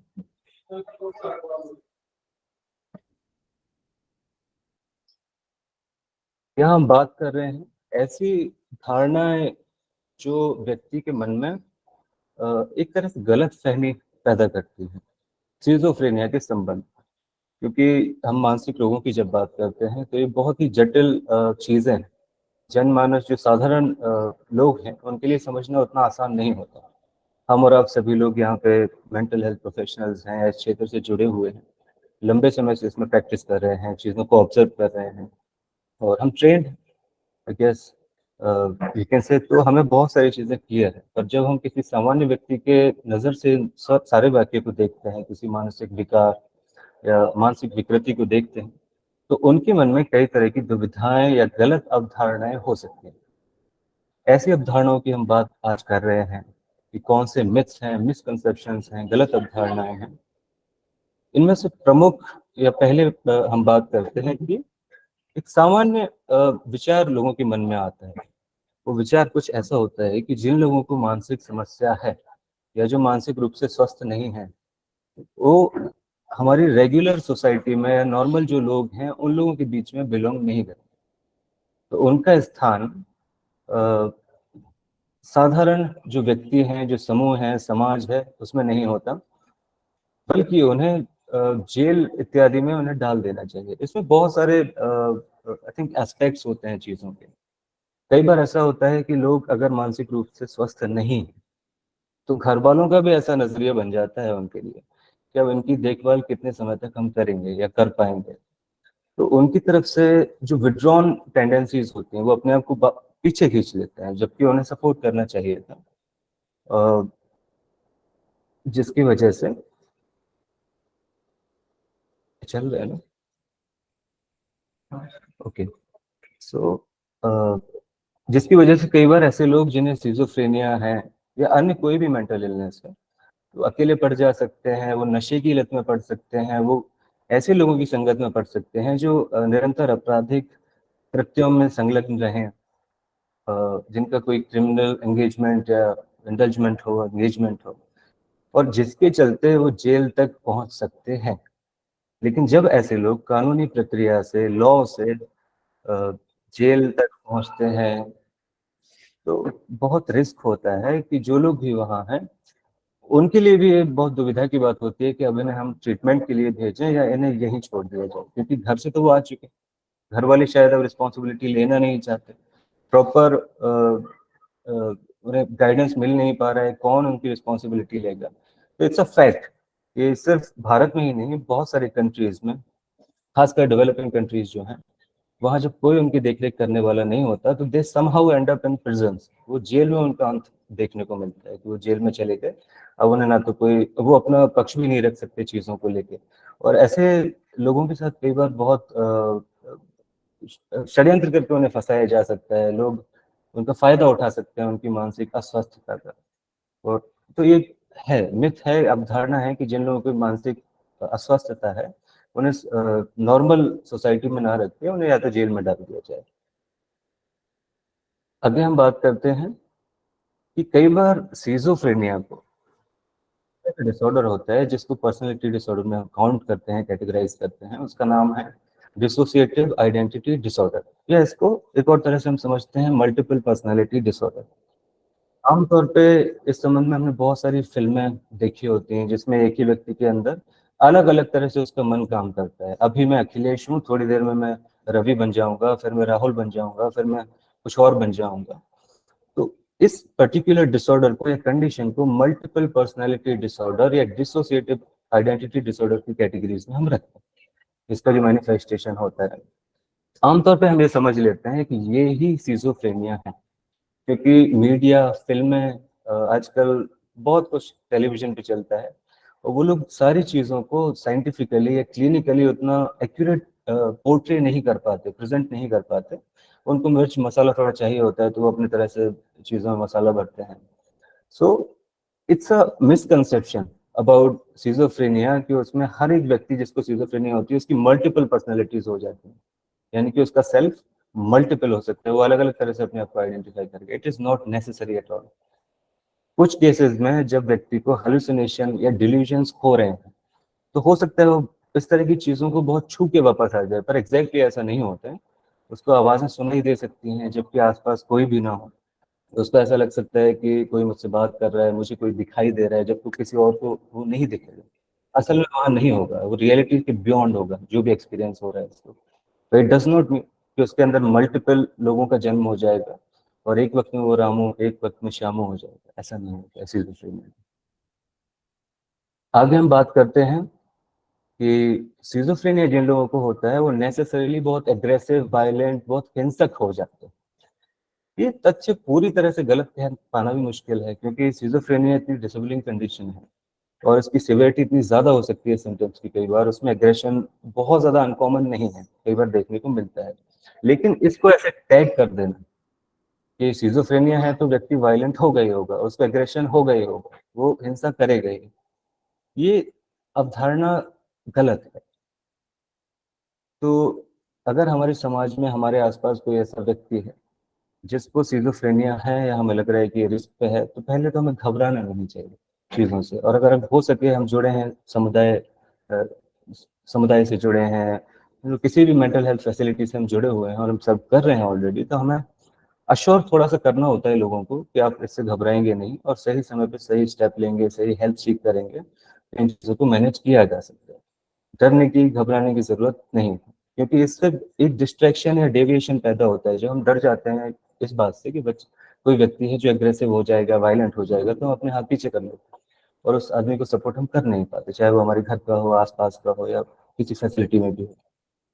so this is another misconception कि व्यक्ति वायलेंट ही होता है, ऐसा हमेशा नहीं होता। असल में तो ऐसा है कि जिन लोगों को सिजोफ्रेनिया होता है, रिसर्च डेटा जो हमें बताता है वो ये बताता है कि ऐसे लोग खुद विक्टिम होते हैं वायलेंस के, उनके अगेंस्ट बहुत वायलेंस होता है इन जनरल, स्पेसिफिक सिचुएशंस में भी, और इन लोगों में सुसाइड रेट भी बहुत ज्यादा देखने को मिलता है कंपेयरिंग टू नॉर्मल पॉपुलेशन। और इवन दूसरे जो डिसऑर्डर्स हैं, अगर हम डिप्रेशन को खाली छोड़ दें तो suicide rate I think depression के बाद स्किज़ोफ्रेनिया में काफी ज्यादा होता है। आगे एक और हम अवधारणा की बात करेंगे जिसमें बैड पेरेंटिंग हम कहते हैं कि जो माता पिता की पेरेंटिंग स्टाइल है उसकी वजह से सब हुआ है। इसमें ये इस तरह के जो मुद्दे हैं काफी डिबेटेबल हो सकते हैं, जो इंटेलेक्चुअल्स हैं उनके लिए डिबेटेबल हैं और रहे भी हैं, लेकिन यहाँ हम बात कर रहे हैं मिसकंसेप्शन इन जनरल जो बहुत कॉमन है। होता क्या है, किसी व्यक्ति को अगर सिज़ोफ्रेनिया है तो हमें उसके माता पिता पे टैग नहीं करना। अगर हम ऐसा करते हैं तो हम गलती कर रहे हैं और हम बहुत सारी संभावनाओं को वहाँ रोक दे रहे हैं जो ठीक हो सकता था। ऐसे में हम उनके माता पिता को भी डिमोटिवेट कर देंगे और एक गलत धारणा के साथ वो व्यक्ति का फिर वो ट्रीटमेंट भी नहीं होगा, उसको भाग्यवादिता की तरफ वो चला जाएगा कि माता पिता ने ऐसा किया इसलिए बच्चे को ऐसा देखना पड़ रहा है, झेलना पड़ रहा है। So this is something we have to be aware of and we have to be cautious about. And yeah, we have to educate others as well. कि माता पिता की बैड पेरेंटिंग से नहीं होता टोटली, कुछ फैक्टर्स होते हैं जो काम कर सकते हैं, लेकिन टैग लगाना अच्छा नहीं होता। आगे हम बात करते हैं, जैसे मैडम ने पहले ही कुछ चीजें कवर करी, जेनेटिक्स के बारे में बताया कि जेनेटिक फैक्टर्स का कितना रोल होता है सिज़ोफ्रेनिया के कॉन्सेप्ट में या उसके इंसिडेंट में। तो this is actually it is a contributing factor कि अगर वो जीन्स रन कर रहे हैं, फैमिली हिस्ट्री है, किसी को फैमिली में हुआ है, तो चांसेस होते हैं होने के, काफी संभावना बढ़ जाती है। लेकिन होगा ही ऐसा समझना एक गलत धारणा का प्रतीक है। बहुत सारे हम प्राइवेट प्रैक्टिस में भी ऐसा देखते हैं, अगर किसी व्यक्ति को सिज़ोफ्रेनिया है और वो कहता है कि मेरे मम्मी पापा को भी सिज़ोफ्रेनिया था, अगर ये बात उसके मन में घर कर जाए तो उसको ठीक करना बड़ा मुश्किल होता है। और इसका कारण ये है कि वो धारणा जो है वो गलत है, पूरी तरह से सही नहीं है। चांसेस हैं लेकिन ठीक हो सकता है व्यक्ति, और होगा सिज़ोफ्रेनिया किसी बच्चे को माँ बाप के होने के बाद, ऐसा पूरी तरह से जरूरी नहीं। रिस्क रहता है, उस रिस्क को दवाइयों के माध्यम से, साइकोथेरेपीज के माध्यम से, अन्य अन्य जितने भी चिकित्सीय संसाधन हमारे पास हैं उन माध्यमों से नियंत्रित रखा जा सकता है और उसको कई केसेस में क्योर भी किया जा सकता है। उसको पूर्णतः समाप्त करने के भी एविडेंसेस हमें रिसर्च में, अनुसंधान में देखने को मिलते हैं। एक और मिसकंसेप्शन है कि जो जिन लोगों को सिज़ोफ्रेनिया हो जाता है वो बुद्धू हो जाता है, उनको कुछ नहीं आता, वो स्मार्ट नहीं होते। This is actually not true. Actually history, through out history अगर हम देखेंगे तो बहुत सारे scientist, artist, mathematicians and all sort of people, उन काफी सारे केसेस हैं जिनको बहुत अच्छा खासा सिज़ोफ्रेनिया एक्सपीरियंस उन्होंने किया है, but somehow they still maintain their social, occupational, personal and overall life. तो ऐसा नहीं है कि लोगों की बुद्धि एकदम चलना बंद हो जाती है। कुछ कॉग्निटिव फंक्शंस हैं जो कॉम्प्रोमाइज होते हैं ऑब्वियसली, कि अगर क्रॉनिक होता जा रहा है, नेगेटिव सिम्टम्स आते जा रहे हैं तो कुछ फंक्शनिंग रिस्ट्रिक्ट हो जाती है, पैरालाइज हो जाती है। इट डज नॉट मीन कि आदमी जिसको भी सिज़ोफ्रेनिया हो रहा है वो स्मार्ट नहीं है। स्मार्ट का मतलब वो अपना होशो हवास में बिल्कुल नहीं रहेगा। हो सकता है उसको कुछ एक दो एरियाज में प्रॉब्लम हो रहा हो, जैसे मैडम ने डिल्यूजन्स की बात करी, तो हो सकता है उसके मन में जो गलत विश्वास हो सिर्फ उससे उसको ज्यादा दिक्कत हो रही हो, बाकी सारी चीजें उसके लिए ठीक हो सकता है जो हेलुसिनेशंस हो रहे हैं, उसको आवाजें सुनाई दे रही हो, उस पर्टिकुलर डोमेन में उसको प्रॉब्लम हो, अन्यथा सब ठीक चल रहा हो। तो हमें ध्यान रखना होगा कि हम किसी को कम ना आके और इस बात को हम दूसरों तक भी पहुंचाएं। दैट्स अनदर थिंग कि हमें लगता है अगर किसी को सिज़ोफ्रेनिया है तो इसको मेंटल हॉस्पिटल में ही होना चाहिए, इसको एडमिट करके रखो, 24 आवर्स की वॉच पे रखिए, इसको बाहर नहीं छोड़ना। This is misconception simply. अगर व्यक्ति को सही समय पे असेस किया जाए, उसको सही समय पे ट्रीटमेंट इनिशिएट कर दिया जाए और सही सपोर्ट सिस्टम के थ्रू उसको मेंटेन करके रखा जाए, तो बहुत सारे चांसेस हैं चीज़ों के कि व्यक्ति जो है व्यक्ति जो है वो मेंटेन्ड और एक काफी मैनेजेबल लाइफ जी सकता है। उसको हॉस्पिटल में भर्ती करने की जरूरत नहीं है, एडमिटेड रखने की जरूरत नहीं है। इसके लिए जरूरी है कि दवाइयाँ समय पे ले, थेरेपी समय पे जाके ले, आसपास जो भी प्रोफेशनल्स हैं उनके टच में रहे, सेल्फ हेल्प सपोर्ट ग्रुप्स होते हैं उनसे अफिलिएटेड रहे, वो जो इंस्ट्रक्शंस गाइडेंस देते हैं वो फॉलो करता रहे, ये सारी चीज़ें बहुत ज़रूरी हो जाती हैं। पर ऐसा नहीं है कि जिसको सिजोफ्रेनिया हुआ है उसको हॉस्पिटलाइज करना ही पड़ेगा, this is a misconception. Another thing, अगर किसी को सिजोफ्रेनिया है, डायग्नोज हो रहा है, तो कहीं हम जाने अनजाने ऐसे लोगों को डिस्करेज, डिमोटिवेट ना कर दें कि अब तुमसे कुछ होगा नहीं। आमतौर पे ऐसा समझा जाता है, पर है भी। Schizophrenia can be very very harmful, very severe, with severe intensity. तो जो इम्पेयरमेंट होता है ऑल डोमेन्स इन लाइफ, जितने भी लाइफ के डोमेन्स हैं, social, personal, occupational, educational, financial, जितने भी डोमेन्स हैं उनमें प्रॉब्लम ज़्यादा हो सकती है। लेकिन इसका ये मतलब नहीं है कि व्यक्ति इतना ज़्यादा हमेशा ये मान के चलें कि वो जॉब नहीं कर सकता, अपना व्यवसाय नहीं चला सकता, अपना पेट नहीं पाल सकता। अगर हम उसको सही ट्रीटमेंट, सही संतुलन के साथ दिया जाए तो कम से कम वो अपनी खुद की देखरेख करना, अपनी जीवनचर्या को साफ सुथरा संतुलित रख सकता है। आगे की चीज है, सिजोफ्रेनिया जिन लोगों को होता है वो बेसिकली लेजी होता है। एक अवधारणा होती है कि इसको कुछ नहीं हुआ। अगर घर में किसी को कोई परेशानी हो जाए तो हमारा पहला एक मोड होता है, आमतौर पे, खास तौर पे जो हमारे बड़े बुजुर्ग होते हैं उनका एक मोड होता है कि हुआ कुछ भी नहीं, इस पे लेजी हो गया, आलसी हो गया, कुछ करना नहीं चाहता इसलिए पड़ा हुआ है, मुफ्त की रोटी तोड़ के खा रहा है। इस तरह की बातें आमतौर पे हम लोग सभी ऑब्जर्व करते हैं। असल में ऐसा नहीं हो। सिजोफ्रेनिया हो, डिप्रेशन हो या अन्य मेंटल इलनेसेस हो, उनमें ऐसा नहीं होता है। व्यक्ति की अगर थॉट में डिस्टरबेंस आ रहा है, उसकी सोचने समझने की क्षमता कॉम्प्रोमाइज हो रही है, उसमें असंतुलन पैदा हो रहा है, प्लस उसको जो परसेप्चुअल डिस्टरबेंसेस और डिसऑर्डर्स हो रहे हैं, कुछ दिखाई दे रहा है, कुछ सुनाई दे रहा है जो कि वहाँ नहीं है, उससे उसका साधारण जीवन, आम जीवन, दैनिक जीवन बहुत प्रभावित हो जाता है। पर ऐसे में वो व्यक्ति एक तरह से फंक्शन में उसकी पैरालाइज्ड हो सकती है कि वो लिमिटेड काम करेगा, बस पानी पिएगा, उससे ज़्यादा वो कर नहीं पाएगा। क्यों? क्योंकि उसके मन में लगातार बहुत सारी चीज़ें घर किए हुए हैं, उसका उस पर नियंत्रण नहीं हो पा रहा है। तो ऐसे में हमें ऐसा सोचना लोगों का कि वो आलसी हो गया है, इट्स एक गलत अवधारणा धारणा है। हमें चाहिए कि हम इससे थोड़ा ज़्यादा अपने आप को इन्फॉर्म करें, उसकी मदद करें लोग की। फिर आगे हम बात करते हैं कि सिजोफ्रेनिया जब होता है तो अचानक से कुछ ट्रॉमा हो गया, कुछ हो गया तो एकदम से हो गया, यानी कि बच्चा हमारा अभी तक तो ठीक था, कल अचानक से इसको सिजोफ्रेनिया हो गया, या हमें तो पता ही नहीं था कब इसको हो गया। ऐसा नहीं होता। सिजोफ्रेनिया के कुछ प्रीड्रोमल साइंस और सिम्टम्स होते हैं, ऐसे कह सकते हैं कि जब वो शुरू होता है तो हमें कुछ साइंस देखने को मिल सकते हैं। जैसे व्यक्ति अकेला रहना शुरू कर देगा, वो सोशलाइज नहीं करेगा, ज्यादा चीजों में उसका इंटरेस्ट कम होता जा सकता है। वो चीजों में पहले जितना इंटरेस्ट लिया करता था अब उसमें उसकी दिलचस्पी नहीं है, वो फिल्में नहीं देखना चाहता, वो लोगों से मिलना नहीं चाहता, वो घूमने नहीं जाना चाहता। क्यों? क्योंकि जैसा मैडम ने अभी थोड़ी देर पहले बताया, व्यक्ति क्या जो एक रियलिटी से कनेक्शन चला जाता है, वो व्यक्ति अपनी दुनिया में मस्त होने लगता है। मस्त का मतलब खुश होना नहीं है, मस्त का मतलब गुम हो जाना, मैं कहना चाह रहा था। तो हो सकता है वो अपनी लाइफ, अपनी खुद की रियलिटी में ऑक्यूपाइड रहे और दूसरी चीजों से वो विड्रॉन रहे, अपने आप को विड्रॉ कर ले, पीछे खींच ले। दूसरे जो सिम्टम्स हैं जैसे डिल्यूजन, हेलुसिनेशन, ये बाद में आ सकता है। तो सिजोफ्रेनिया का जो ऑनसेट होता है, जो उसकी शुरुआत होती है, तो एकदम से नहीं होती। इट्स अ ग्रेजुअल प्रोग्रेशन, धीरे धीरे वो शुरू होगा। अगर हम नोटिस कर सकते हैं, ठीक से समझ सकते हैं, तो हम समझ सकते हैं और इसको सही समय पे इंटरवीन भी कर सकते हैं। एकदम से नहीं होता है। एक बार हम मिसकंसेप्शन की बात कर रहे हैं कि it can not be treated, ये ठीक नहीं होता, एक बार जिसको हो गया वो हो गया। असल में जब हम मेंटल हेल्थ प्रैक्टिस करते हैं तो ये रोज का होता है। लोग हमसे पूछते ही हैं कि ये जो हमें डिसऑर्डर हो गया, ये ठीक होगा या नहीं। उनकी चिंता देख के हम लोग भी चिंता में पड़ जाते हैं, हमें भी डाउट होने लगता है कि ठीक हो गया है।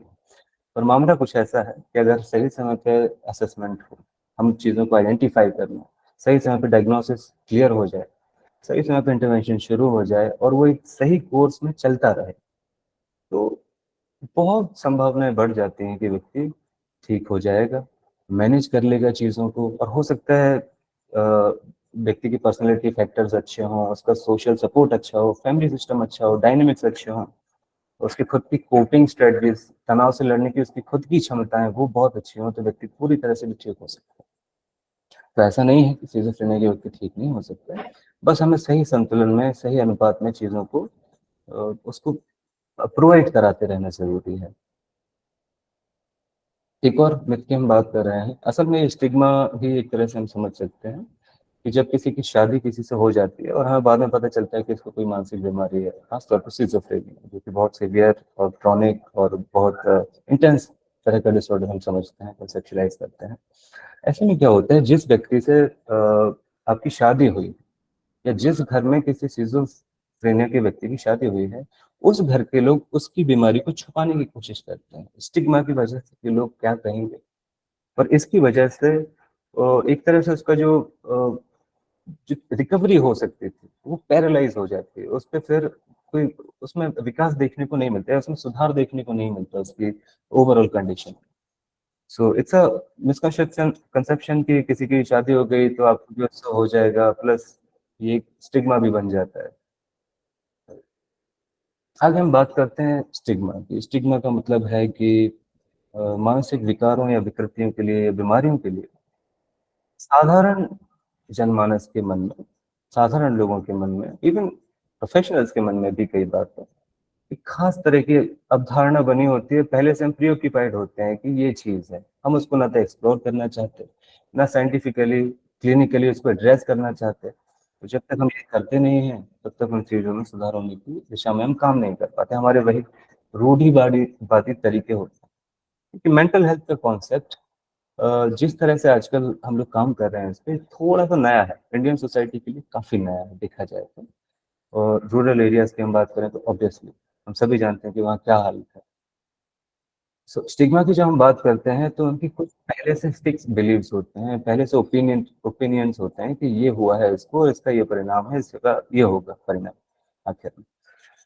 ऐसे में व्यक्ति को अगर हम पुरानी विचारधारा से, पुराने विश्वासों के साथ ही देखते रहेंगे तो जो वैज्ञानिक नए उसमें जो एड ऑन हो रहा है साइंस में, विज्ञान में जो नई चीजें सम्मिलित हो रही हैं उनसे हम वंचित रह जाएंगे। अब स्टिग्मा फैलाता कौन है, स्टिग्मा आता कहाँ से है? पहले भी मैंने बात की, मीडिया के माध्यम से, फिल्मों के माध्यम से, टीवी सीरियल्स हैं और हजार हजार तरह की चीजें कुछ इस तरह से पर्दे पे पोर्ट्रे किया जाता है, खासतौर पे सिजोफ्रेनिया के बारे में तो इसको मिर्च मसाला लगा के बहुत एक्यूरेट नहीं होता है और लोगों को लगने लगता है कि यही है सिजोफ्रेनिया। ऐसा ही होता है, किसी को अगर सिजोफ्रेनिया हो गया तो वो सीरियल किलर बन ही जाएगा, किसी को सिजोफ्रेनिया हो गया तो वो वायलेंस करेगा ही, किसी को सिजोफ्रेनिया हो गया तो वो घर से भाग ही जाएगा, किसी को सिजोफ्रेनिया हो गया तो वो पैसे में आग लगाएगा। ऐसा नहीं होता। तो जो फिल्मों के प्रोड्यूसर हैं, डायरेक्टर्स हैं, उनका अपना एक पर्पस होता है चीज़ों को प्रोपेगेट करने का और चलाने का। हमारा काम ये है कि हम चीज़ों की वैज्ञानिकता पे ध्यान दें और जिन लोगों में इस तरह की अभाव हम देख रहे हैं कि उनको नहीं पता है, दे हैव स्टिग्मेटाइज्ड ओपिनियंस एंड, तो हमको उन्हें एजुकेट करना है। हम कर सकेंगे तो स्टिग्मा काफी हद तक हम कम कर सकेंगे और लोगों को फायदा होगा। कल्चरल एलिमेंट्स हैं, फैमिली प्रेजुडिस होते हैं, हम पहले से मान के बैठे हुए हैं। जैसे मैंने कहा अभी कि हमें लगता है कि इसको कुछ हुआ नहीं है, ये आलसी पड़ा हुआ है, ये कुछ करना नहीं चाहता इसलिए ये सब ऐसा कर रहा है, कुछ करना नहीं चाहता। फिर जैसा मैडम ने थोड़ी देर पहले बताया हमें कि हम लोग काफी लोग ऐसा करते हैं कि जो प्रॉपर प्रोफेशनल ट्रीटमेंट होता है उसकी तरफ उनका कोई खास रुझान नहीं होता। उन्हें लगता है कि ऊपरी चक्कर है, उन्हें लग सकता है कि किसी ने कुछ कर दिया है, इनडायरेक्टली डायरेक्टली जैसे भी किया हो। और अगर कोई व्यक्ति ऐसे बर्ताव करने लगे, हमें लगने लगे कि उसकी मानसिक स्थिति सही नहीं है, कई जगह ऐसा होता है कि उसको बीमारी नहीं समझा जाता, उसको पिछले जन्म का कर्म समझ लिया जाता है, उसको कोई अन्य पाप का परिणाम समझ लिया जाता है, या हजार हजार तरह की बातें हो सकती हैं। और लोगों को लगता है अगर हम इससे जुड़ेंगे, हमारा नाम इससे जुड़ेगा तो हमारे लिए भी एम्बैरेसिंग हो जाएगा। उसकी खुद की कमी है, उसकी खुद की कमजोरी है जिसकी वजह से ये सब हो रहा है। और इस तरह की चीजें होती हैं जो स्टिग्मेटाइज करती हैं सारी चीजों को। और स्टिग्मा काफी तरह का है, आगे हम और इस बारे में बात करते हैं। उम्मीद है मैं बहुत ज्यादा समय नहीं ले रहा हूँ। सेल्फ स्टिग्मा का एक कॉन्सेप्ट होता है कि अगर मुझे कोई बीमारी हो गई, मुझे सिजोफ्रेनिया हो गया है, तो मैं ही अपने आप को कम समझने लगूंगा। मुझे ये लगेगा कि मैं ही इस लायक नहीं हूँ कि मैं नॉर्मल लोगों की तरह रह सकूं। तो ऐसे करके मैं अपना सारा विश्वास खो सकता हूँ, अपनी जो एक क्लैरिटी है चीज़ों के लिए अप्रोच की, उसको मैं डिस्टर्ब कर सकता हूँ, डेविएट हो सकता हूँ अपने गोल से और मैं कहीं और जाके कहीं और जाके मैं शरण ढूंढूंगा, ऐसी जगह जहां मुझे कुछ ना करना पड़े, कोई मुझ पर ध्यान ना दे। ये सेल्फ स्टिग्मेटाइज्ड ओपिनियन हो जाता है, जिसकी वजह से हम असल में जो हमारे लिए सोल्यूशन है उसकी तरफ हम अप्रोच नहीं कर पाते। फिर होता है कि इंस्टीट्यूशनल बायस। इसका मतलब ये है कि जैसे हमने अभी बात की, प्रेजेंस में कई बार सिजोफ्रेनिया के लोग एंड अप हो जाते हैं, वहां पहुंच जाते हैं घूम करके, क्योंकि उनको प्रॉपर सपोर्ट, गाइडेंस वगैरह वगैरह नहीं मिलता। सो क्रिमिनल्स, और अगर सिजोफ्रेनिया के पेशेंट्स की हम बात करें, तो अगर ऐसी जगह व्यक्ति पहुंच जा रहा है जहाँ प्रॉपर मेंटल हेल्थ फैसिलिटेशन नहीं है, कोई असेसर नहीं है, कोई इंटरवीन करने वाला ठीक से नहीं है, तो बहुत थिन लाइन होती है। उनको लगता है कि छोटा क्राइम करके आया, इसने चोरी की है, इसने शराब पी के बोतल किसी के सर पे मार दी या सड़क पे फेंक दी, तो ये क्रिमिनल तरह का व्यक्ति है। हो सकता है उसको भी मेंटल इलनेस चलता हो जो हम नहीं समझ पा रहे हैं। तो जिस इंस्टीट्यूशन में हम पहुंच जाते हैं, जिसमें व्यक्ति पहुंच जाता है सिजोफ्रेनिया के साथ, वहां से एक टैग लेकर वो आता है और बहुत सारा मिक्सअप होता है चीज़ों को लेकर, डिस्क्रिमिनेशन उसको फेस करना पड़ता है। दूसरी तरफ एक बात है कि हम फिजिकल इलनेसेस इलनेसेस की ज़्यादा बात करते हैं, उसमें हम ज़्यादा फोकस्ड हैं, ज़्यादा गवर्नमेंट भी उनमें इन्वेस्ट करना चाहती है, उनको अवेयरनेस चलाना चाहती है। पर मेंटल हेल्थ की तरफ अभी बहुत सारी चीज़ें अच्छी हो रही हैं, हम लोग अब बात कर रहे हैं, ये अच्छा है, पॉजिटिव साइन है। तो हम अच्छे समय में हैं जब ये सब हो रहा है, वरना ये चीज़ें भी बहुत ज़्यादा दखल देती हैं मेंटल हेल्थ के लिए काम करने वालों के लिए भी, और जो लोग मेंटल हेल्थ प्रॉब्लम से जूझ रहे हैं उनके लिए भी। आगे हम बात करेंगे स्टिग्मा जब होता है, हम चीज़ों को कंडेम करते हैं, चीज़ों को अपवित्र मानते हैं, अछूत मानते हैं, तो उससे फियर जनरेट होता है, डर भय की स्थिति पैदा होती है, और ऐसे में व्यक्ति जो वो कर सकता है वो करने से भी वंचित रह जाता है, खुद के लिए भी और किसी और के लिए भी। अगर मुझे लगता है किसी व्यक्ति को सिजोफ्रेनिया हुआ है, तो मैं उससे डरूंगा, मैं उसकी मदद कैसे करूँगा? अगर मुझे लगता है किसी व्यक्ति को सिजोफ्रेनिया हुआ है, तो मैं बाकी लोगों को भी कहूंगा कि उससे दूर रहे, उसका कोई भविष्य नहीं है, वो अपने होश आवास में नहीं रहता, वो व्यक्ति पागल है। इस तरह के शब्दों का, तो शब्दावली का हम इस्तेमाल करके चीज़ों को और भी ज़्यादा दूषित कर सकते हैं, और भी ज़्यादा रिस्ट्रिक्ट कर सकते हैं। सो डर की स्थिति पैदा होती है, और कई बार लोगों को खुद भी उससे डर लगने लगता है कि जो ट्रीटमेंट हम लेंगे उससे भी क्या होगा, क्या ये ठीक होगा या नहीं। और दूसरे भी जो लोग हैं जो अपने घर वालों को लेकर आते हैं, मान लीजिए किसी के घर में कोई व्यक्ति है जो सिजोफ्रेनिया से ग्रसित है, तो उन्हें ये भी भय सताता है कि आगे चल के क्या होगा, कहीं ट्रीटमेंट से प्रॉब्लम तो नहीं हो जाएगा। इस तरह की फियर हजार तरह की जनरेट हो सकते हैं, सिर्फ इसीलिए क्योंकि हम उसको स्टिग्मेटाइज कर रहे हैं, हम उसको गलत नजरिए से, हीन दृष्टि से उसको देख रहे हैं। फिर है स्टिग्मा की वजह से आइसोलेशन होता है। ये बहुत ऑब्वियस है, अगर हम चीज़ों को स्टिग्मेटाइज करेंगे, उनको छोटा अछूत तरह का भाव मन में रखेंगे, चाहे वो सिजोफ्रेनिया की कंडीशन को लेकर ही हो, तो जो व्यक्ति उससे जूझ रहा है वो आइसोलेट हो जाना ही पसंद करेगा, या हो सकता है मजबूरी में उसको आइसोलेट ही होना पड़े, क्योंकि सारा सपोर्ट खत्म। लोगों की तरफ से जो सिंपैथी, एम्पैथी और जो एक सपोर्ट मिल सकता था वो नहीं है। क्यों? क्योंकि लोग डरे हुए हैं और चीज़ें स्टिग्मेटाइज हो गई हैं। तो ये सब चीज़ें कई बार बहुत उलझन पैदा कर सकती हैं, जो पेशेंट है उसके लिए भी, जो आसपास लोग हैं उनके लिए भी। So, ये कुछ चीज़ें थी जो स्टिग्मा से जुड़ी हुई। स्टिग्मा में वही सब जो परिणाम होते हैं कि सोशल आइसोलेशन हो जाता है, व्यक्ति अकेला पड़ सकता है, उसका सेल्फ एस्टीम, आत्मविश्वास लो हो सकता है, कम हो सकता है। उसको घर ढूंढने में, अगर उसे कहीं किसी नई जगह रहने जाना है, वो शहर बदल रहा है, अपना नया जॉब चाहिए, नौकरी चाहिए, उसमें उसको बहुत परेशानी आ सकती है, क्योंकि कंपनीज या जो भी रिक्रूटर्स होते हैं वो ये सब चीज़ें, अगर उनके मन में भी स्टिग्मा है, उनकी तरफ से भी स्टिग्मा हो रहा है, मिसकंसेप्शंस हैं चीज़ों के बारे में, तो व्यक्ति को हार्डशिप का सामना करना ही पड़ता है। उनको रिलेशनशिप मेंटेन करने में प्रॉब्लम होता है अगर स्टिग्मा है। लोग एक दायरा बना के चल रहे हैं, एक बाउंड्री बीच में है, तो हम एक दूसरे से जुड़ेंगे कैसे? वो व्यक्ति के लिए किसी से भी रिलेशन स्टैब्लिश करना बहुत मुश्किल हो सकता है। डिले हो सकता है हेल्प सीकिंग में, अगर मैं किसी को गलत नेगेटिव ओपिनियन दे रहा हूँ उसकी कंडीशन के बारे में, तो फिर हो सकता है उसका मोटिवेशन ही चला जाए कि मुझे हेल्प लेनी चाहिए, वो अपने आप को ही कोसता रहे, या नेगेटिव थॉट्स उसके मन में आए जो कि उसकी कंडीशन को असल में और ज़्यादा बढ़ा सकते हैं। फिजिकल वायलेंस, स्टिग्मा होता है तो लोग छेड़ते हैं, परेशान करते हैं ऐसे लोगों को जो मानसिक रूप से स्वस्थ नहीं है, स्टेबल नहीं है, संतुलित नहीं है, उनका गलत फायदा भी उठा सकते हैं, उनको प्रताड़ित कर सकते हैं। तो ये सब स्टिग्मा की वजह से ही उसके परिणाम हम कह सकते हैं। कुछ चीजें हैं जिनके बारे में हम बात कर सकते हैं कि स्टिग्मा को हम कैसे डील करें, कौन सी चीजें हैं जो हमें स्टिग्मा को कम करने में, खत्म करने में मदद कर सकती हैं। एक सबसे बेसिक चीज है, वो है अवेयरनेस या एजुकेशन।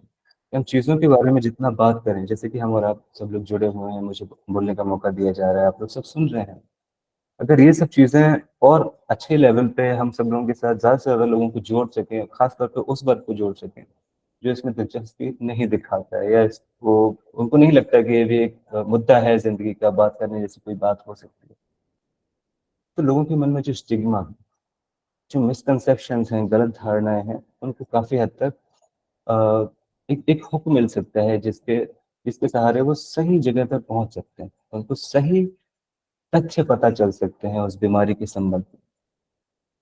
और चीजें होती हैं कि हम सोशल ग्रुप्स फॉर्म करें, ऐसे पेशेंट्स जो सिजोफ्रेनिया से गुजर चुके हैं, कुछ रिकवरी फेज में हैं, रेमिशन फेज में हैं, जो बात कर सकते हैं उसके बारे में, मेडिकेशन के बाद थेरेपी ली उन्होंने, काफी कुछ ठीक हो गया, वो अपने एक्सपीरियंस स्टोरीज शेयर करें, ताकि लोगों के मन में ये बात ना रहे कि ये चीज ठीक नहीं होती, ये कोई इतनी असंभव चीज है जो सबकी क्षमता में नहीं होता है। ये सब चीज़ों का प्रचार प्रसार, लोगों को जानकारी देना, उनको जागरूक करना, ये सब मुझे लगता है और साइंस के हिसाब से, रिसर्चेस के हिसाब से बहुत ज़्यादा महत्वपूर्ण है और बहुत सहयोगी भी होता है।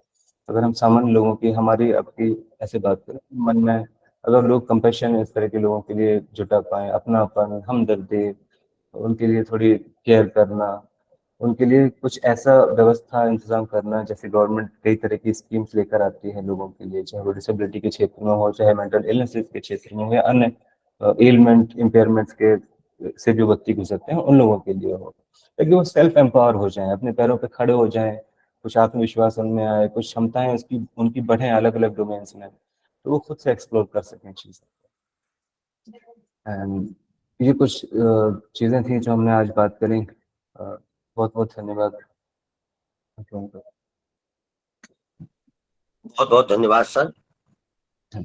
आपने और आदरणीय प्रगति मैम ने आज के इस दिवस पर जो अपनी महनीय विशेषज्ञता हम सभी के बीच में, हमारे सभी प्रतिभागियों के बीच में रखी है, वह निश्चित ही हम सभी को एक नई सोच और एक नई समझ तथा एक नई विचारधारा को अंगीकृत करने हेतु प्रेरणा प्रदान करेगी।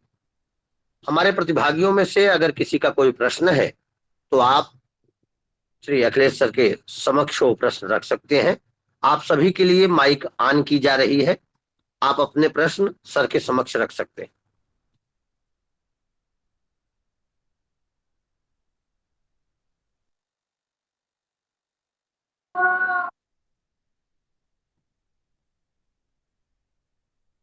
जी ईशा जी, आपका कोई प्रश्न है?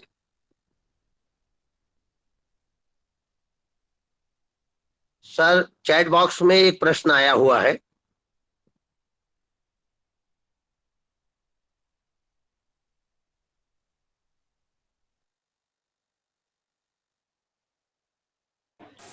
Hello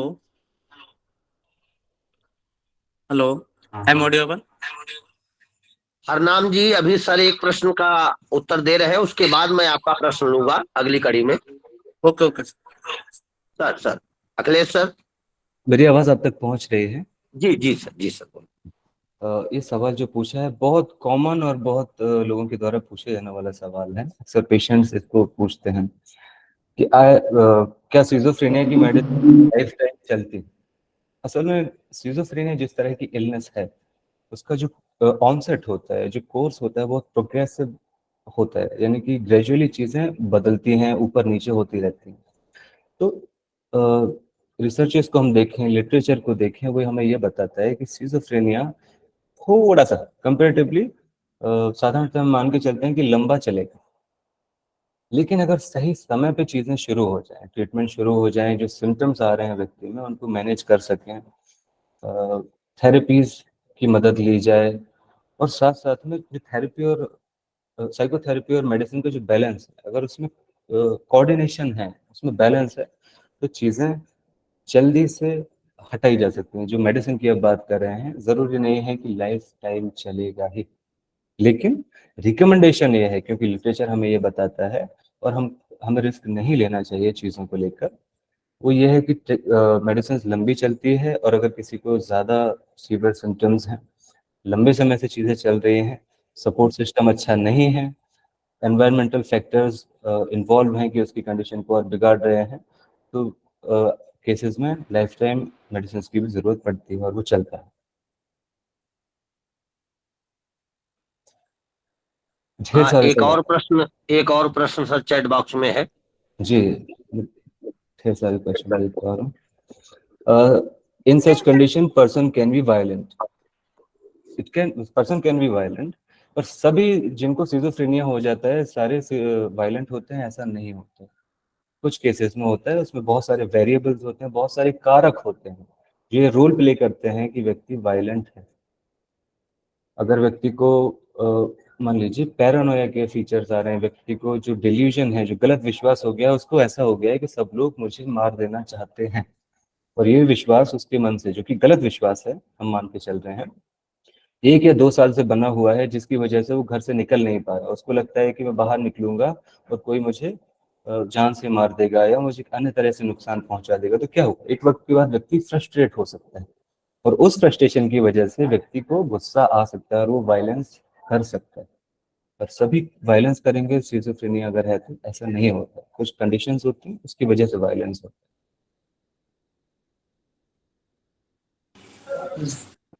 sir good afternoon sir. है। Good afternoon all. Sir my question है कि अगर किसी व्यक्ति को सिजोफ्रेनिया, तो उसके लैंग्वेज के कौन कौन से डोमेन अफेक्ट हो सकते हैं, या फिर लैंग्वेज कोई प्रभाव नहीं पड़ेगा? लैंग्वेज के कौन कौन से डोमेन इफेक्ट हो सकते हैं, ये आप मुझे पूछ रहे हैं। Okay, so actually the thing is कि सिजोफ्रेनिया हम डायरेक्टली उसको एक थॉट डिसऑर्डर कंसिडर करते हैं, कि जो भी प्रॉब्लम होता है प्राइमरीली या मेजरली वो थॉट्स में डिस्टरबेंस की वजह से होता है, और थॉट्स का और स्पीच का बहुत गहरा कनेक्शन होता है। अगर मेरे मन में थॉट्स क्लियर हैं तो मेरी स्पीच में वो चीज़ दिखाई दे। अगर किसी व्यक्ति के थॉट में डिस्टरबेंस हो रहा है तो उसके स्पीच में हमें कई तरह की एबनॉर्मल चीज़ें दिखाई दे सकती हैं, जैसे कि उसकी फ्लुएंसी में हम देखते हैं कि फ्लुएंसी चली जा सकती है, व्यक्ति जो स्पीच प्रोड्यूस कर रहा है उसमें बहुत ज़्यादा ऑब्स्टिकल है, या ब्रेक ब्रेक में वो टुकड़ों टुकड़ों में हमें दिखाई दे सकता है। व्यक्ति बहुत ज़्यादा सोच के बोल रहा है तो उसमें पॉज बहुत ज़्यादा हो सकता है। रिएक्शन टाइम हम देखते हैं कि रिएक्शन टाइम का मतलब है, आपने मुझसे जो सवाल पूछा मैं उसका नॉर्मल टाइम में रिएक्ट कर रहा हूँ या नहीं। कई बार होता है सिजोफ्रेनिया के पेशेंट्स हैं, अगर थॉट डिस्टर्बेंस ज्यादा है तो उनको एक बात को समझने में काफी वक्त लग सकता है, वो सुन लेंगे, ऐसे बैठे रहेंगे, फिर वो स्पीच प्रोड्यूस कर पाएंगे। तो जब भी हम सिजोफ्रेनिया में थॉट डिसऑर्डर में हम देखते हैं कि स्पीच किस तरह से इम्पेयर्ड होती है, तो हमेशा हमें कंसिडर करना पड़ता है कि थॉट में किस तरह का डिस्टर्बेंस है। थॉट डिस्टर्बेंस भी अलग अलग तरह के हैं, इसके स्ट्रीम में होता है, कंटेंट में होता है, पोजेशन होता है, इस तरह की चीजें हैं। तो ये यस चीजें हैं। सर। यस सर, थोड़ा सा ये क्लियर करना चाह रहा था कि सिजोफ्रेनिया और एक टर्म आती है सिजोफ्रेनिया, तो सर इसमें थोड़ा सा बहुत आर सेम और मैं माफी चाहता हूँ, आपकी आवाज ना थोड़ी अब एको बहुत हो रही है, मुझे समझ नहीं आ रहा। सर मैं बोल रहा था जैसे एक टर्म आती है सिजोफ्रेनिया।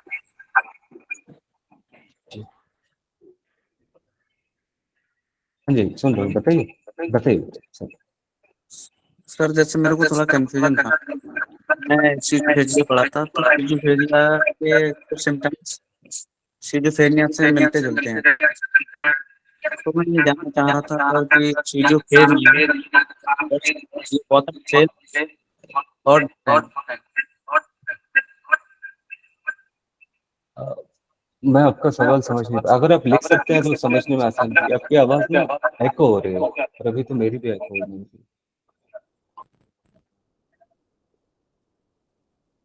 किसी अन्य प्रतिभागी का कोई प्रश्न? हेलो। जी जी बताइए।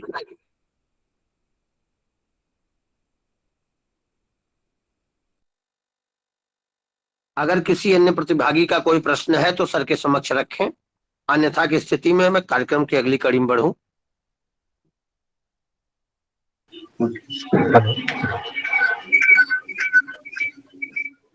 Good afternoon, sir. I have a question.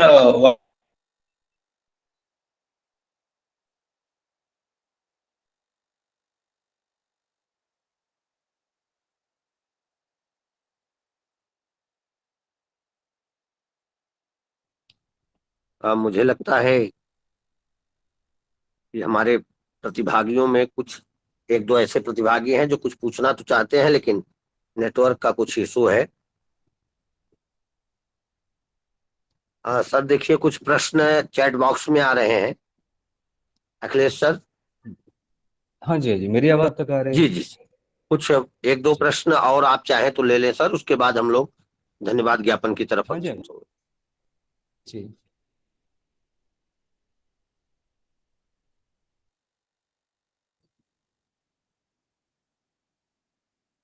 हाँ जी, किसी ने पूछा है कि is it included in mental illness? ये मेंटल इलनेस ही है। सिजोफ्रेनिया जो होता है, it's primarily a mental illness. और इसकी जिस इस इलनेस की वजह से इम्पेयरमेंट इतना ज़्यादा होता है कि बहुत ज़्यादा डिसेबलिंग कंडीशन हो जाती है। तो जो हमारा मेंटल हेल्थ एक्ट है और जो भी रूल्स रेगुलेशन हमारे देश में है, उसके हिसाब से डिसेबिलिटी के लिए क्वालिफाई हो जाता है अगर सिवियरिटी ज़्यादा है चीज़ों की। तो वैसे ये मेंटल इलनेस ही है सिजोफ्रेनिया।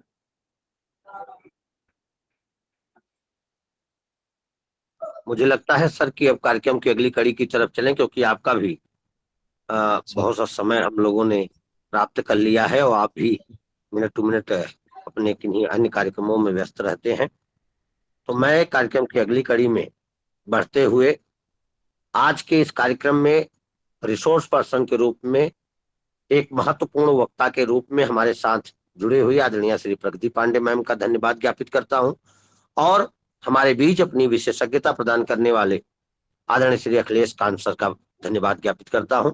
मैं धन्यवाद ज्ञापित करता हूं हमारे इस कार्यक्रम के मुख्य अतिथि, विशिष्ट अतिथि तथा अतिथि विशिष्ट के रूप में जुड़े हुए हमारे कन्वीनर श्री रमेश पांडे सर का, डॉक्टर हमर रेड्डी एन सर का जो मुख्य अतिथि के रूप में हमारे बीच जुड़े रहे, हमारी पैट्रॉन्स मीना कुमारी शर्मा मैम का, और हम सभी के अति प्रिय सभी हमारे प्रतिभागी जन, जिनके जुड़ाव से ही हम ऐसे ऑनलाइन बौद्धिक सृजनात्मक कार्यक्रमों को आप सभी के बीच ला पाते हैं और सफल बना पाते हैं।